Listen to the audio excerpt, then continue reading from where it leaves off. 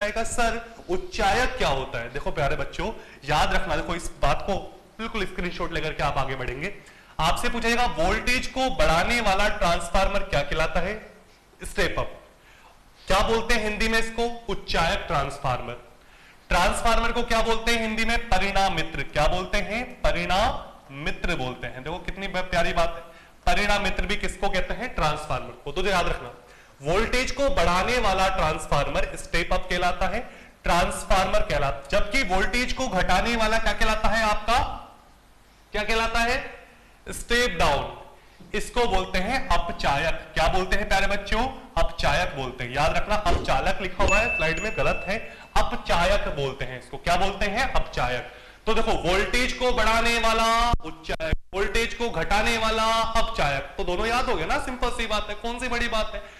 और याद रखना हमेशा एक बात जो बहुत ज्यादा जरूरी है, अगर आपसे पूछा जाए एग्जाम में सवाल कि विद्युत जनरेटिंग सब स्टेशन पर किस ट्रांसफार्मर का प्रयोग किया जाएगा, विद्युत जनरेटिंग सब स्टेशन पर किस ट्रांसफार्मर का प्रयोग किया जाएगा, और आपके सामने स्टेप अप और स्टेप डाउन में से प्रयोग करना है, तो याद रखना स्टेप अप विद्युत जनरेटिंग सब स्टेशन जहां पर बिजली उत्पन्न की जाती है वहां पर हमेशा स्टेप अप ट्रांसफार्मर का प्रयोग किया जाएगा।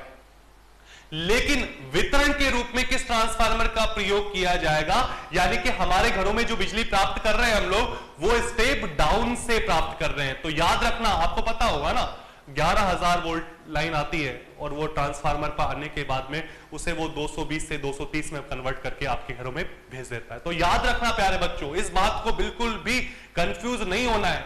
विद्युत जनरेटिंग सब स्टेशन पर बिजली उत्पन्न जहां की जाती है वहां पर हमेशा एक ही जगह, मात्र एक जगह स्टेप अप ट्रांसफार्मर का प्रयोग किया जाता है, अन्य सभी जगह हमारा स्टेप डाउन यानी कि अपचायक ट्रांसफार्मर का प्रयोग किया जाएगा। बहुत ज्यादा जरूरी है, इस बात को आपको बिल्कुल याद रखना है, क्योंकि एग्जाम्स में कई बार पुटअप हुए हैं। आपसे पूछा जाएगा वितरण ट्रांसफार्मर यानी कि डिस्ट्रीब्यूशन ट्रांसफार्मर होता है स्टेप डाउन।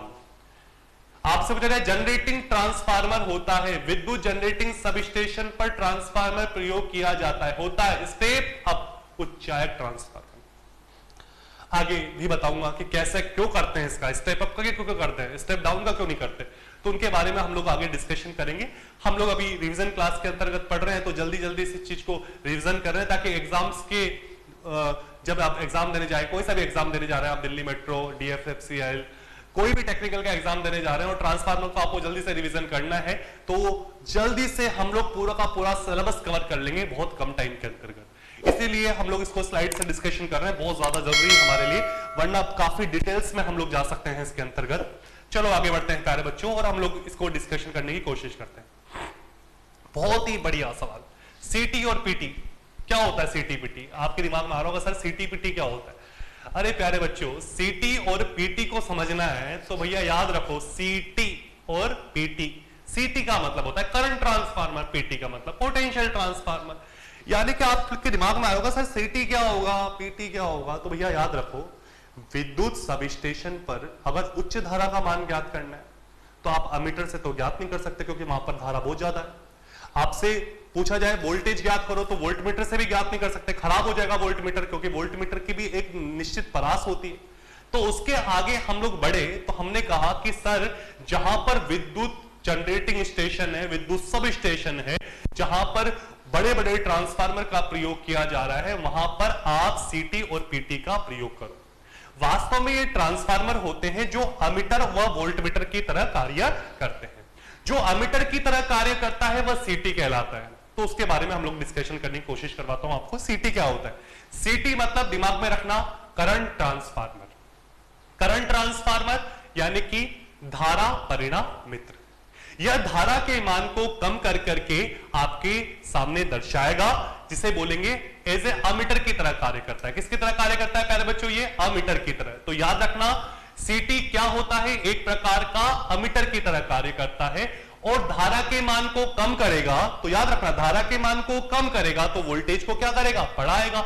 यानी कि इसे क्या बोलेंगे, सीटी को क्या बोलेंगे, स्टेप अप। बहुत काम की बात है प्यारे बच्चों, स्लाइड में लिखा हुआ है, आपको बिल्कुल आसानी से डिस्कशन करना है, बहुत काम की चीज है और आप लोग इसको बिल्कुल इजीली डिस्कशन करोगे। अगर आपसे पूछ रहे स्टेप अप क्या होता है, सीटी स्टेप अप, स्टेप अप का मतलब, सीटी का मतलब करंट ट्रांसफार्मर। क्या होता है प्यारे बच्चों, करंट ट्रांसफार्मर। करंट ट्रांसफार्मर जो होता है वो क्या होता है, धारा परिणामित्र होता है और यह क्या करता है, स्टेप अप करता है, किसको, वोल्टेज को।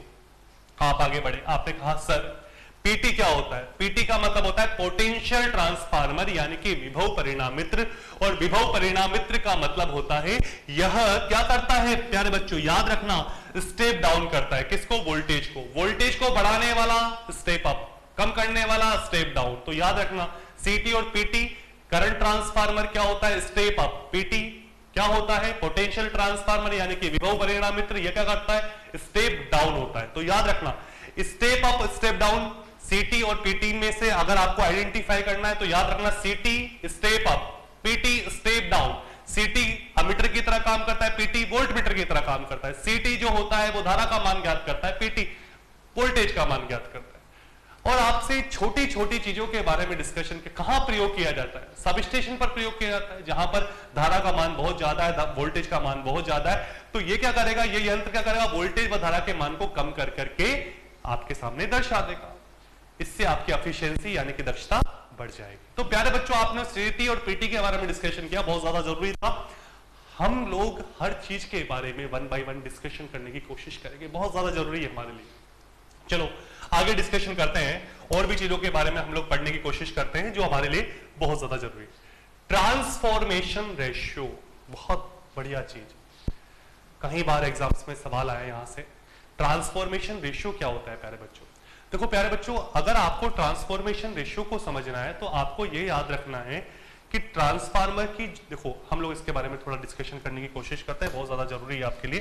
तो हम लोग आते हैं वापस अपने चीज पर और डिस्कशन करते हैं। तो पहले आते हैं, हम लोग जानते हैं कि ये ट्रांसफार्मर, देखो छोटी छोटी चीजों को हम लोग डिस्कशन करेंगे तो हमें ट्रांसफॉर्मेशन इक्वेशन से आसानी से समझ जाएगी। प्यारे बच्चों, यहां पर ये प्राइमरी वाइंडिंग है और ये सेकेंडरी वाइंडिंग है। प्राइमरी वाइंडिंग में फेरों की संख्या मान लेते हैं N1 है, इसमें N2 है, इसमें जो धारा बह रही है वो I1 है, इसमें जो धारा बह रही है वो I2 है।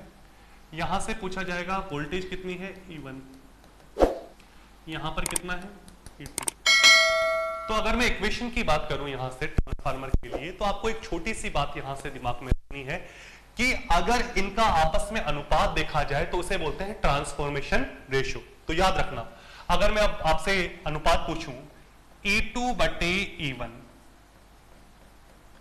बराबर N2 बटे N1, अब उल्टा कर देंगे I1 बटे I2 बराबर K। इस इक्वेशन में जो K है इसे बोल देंगे ट्रांसफॉर्मेशन रेशियो।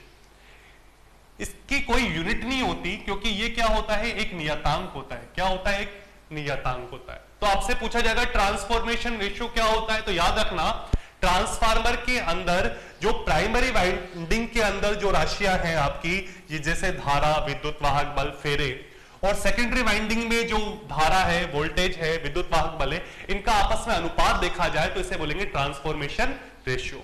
इसका बहुत ही ज्यादा इंपॉर्टेंट सवाल बनता है, वो आपके सामने दिया गया है। वैसे न्यूमेरिकल भी इसके अंदर कई बार पूछे गए हैं, वो आपको आगे डिस्कशन करवाऊंगा मैं, न्यूमेरिकल वगैरह जब हम लोग यहाँ पर प्रैक्टिस, जब पेपर को हल करेंगे, जब यहाँ पर क्वेश्चनों की प्रैक्टिस करेंगे। अभी हम लोग थ्योरेटिकल पोर्शन के बारे में डिस्कशन कर रहे हैं, तो हम लोग इसके बारे में जो महत्वपूर्ण सवाल बन रहे हैं हमारे सामने उनको डिस्कशन करते हैं। देखो प्यारे बच्चों, आपसे पूछ रहे हैं अगर K का मान 1 से ज्यादा है तो ट्रांसफार्मर क्या होगा।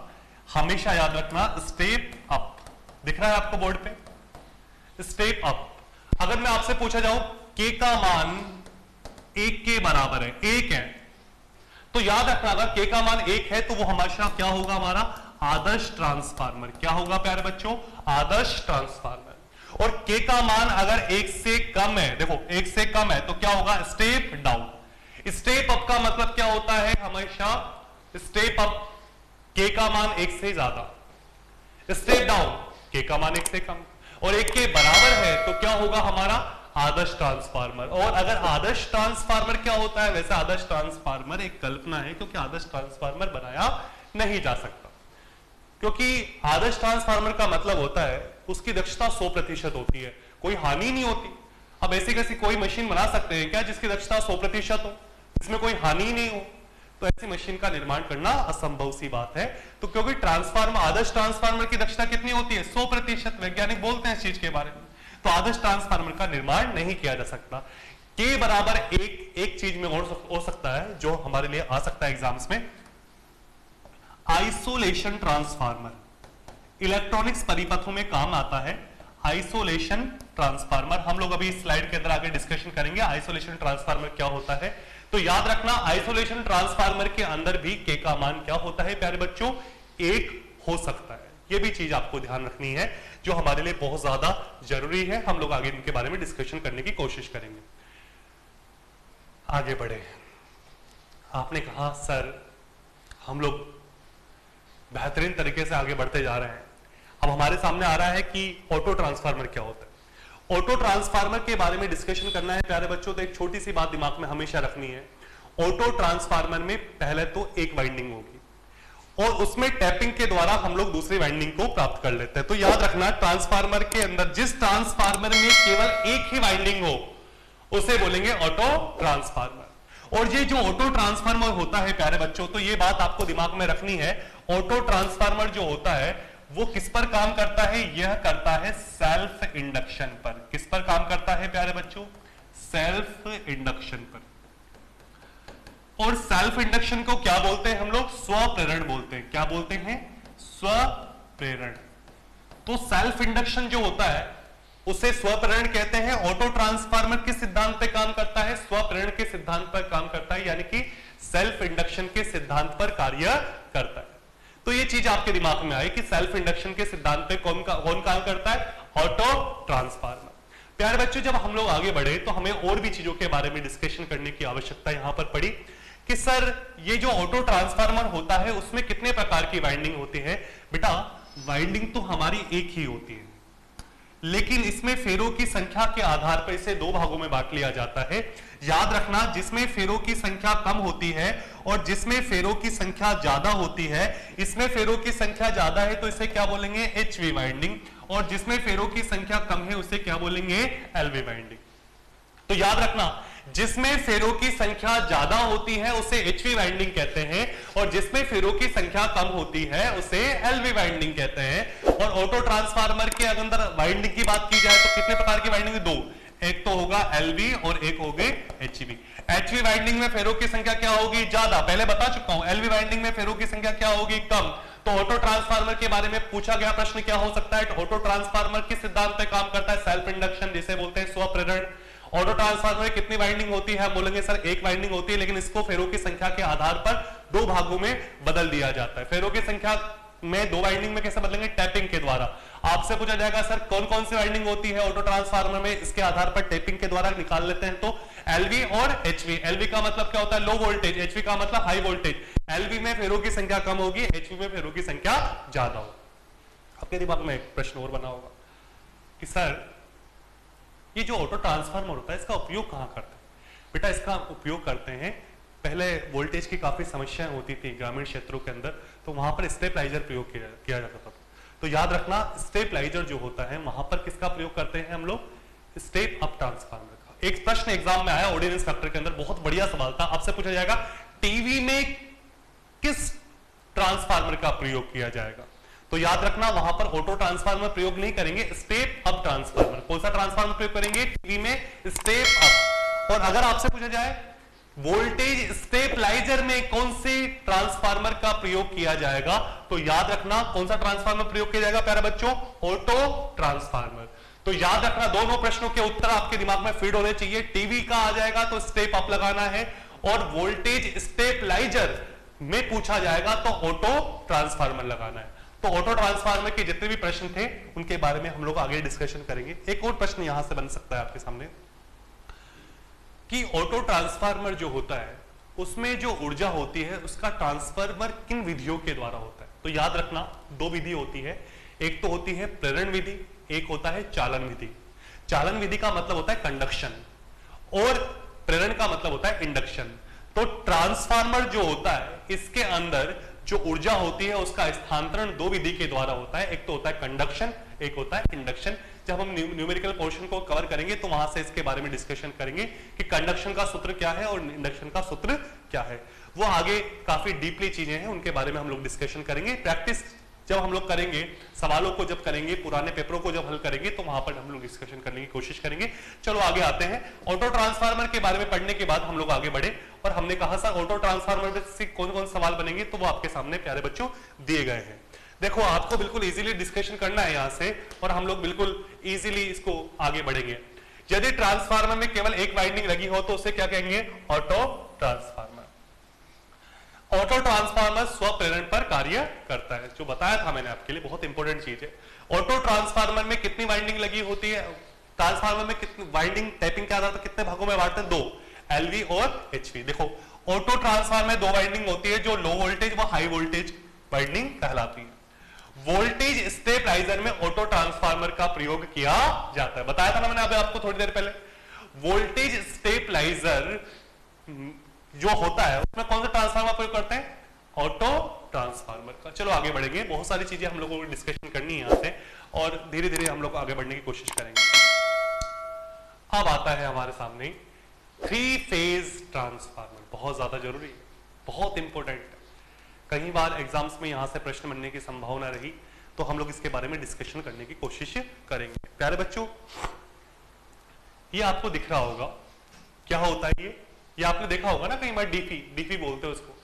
मैंने एक बच्चे से पूछा, मैं बेटा डीफी का नाम ग्रामीण क्षेत्र में डीफी क्यों बोलते हैं, तो उसने बोला सर इसको डाईपोल पे रखते हैं इसलिए इसको डीफी बोलते हैं। तो एक्चुअली डीफी हमारी गांव की भाषा में है, इसको वास्तव में परिणामित्र ट्रांसफार्मर के नाम से जानते हैं।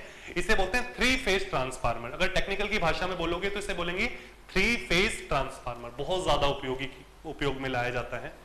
हमारे जो सिंचाई के अंदर जो कुएं होते हैं, जो हम लोग मोटरें चलाते हैं, वहां पर थ्री फेज सप्लाई का प्रयोग करते हैं। ये थ्री फेज ट्रांसफार्मर का प्रयोग करते हैं कई बार, तो ये हमारे लिए बहुत ज्यादा जरूरी